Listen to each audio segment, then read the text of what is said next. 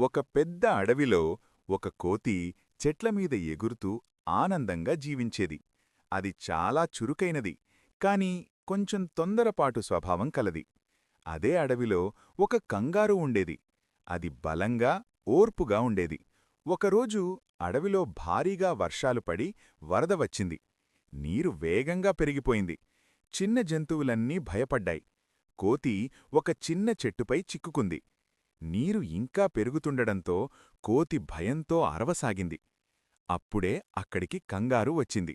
అది నీటిలో పెద్ద దూకులు వేస్తూ కోతి దగ్గరకు చేరింది. తన పాకెట్లోకి ఎక్కమని సూచించింది. వెంటనే కోతి పాకెట్లోకి ఎక్కింది. కంగారు దానిని సురక్షితమైన ఎత్తైన ప్రదేశానికి తీసుకెళ్ళింది. ప్రాణాలు దక్కిన కోతి చాలా సంతోషించింది.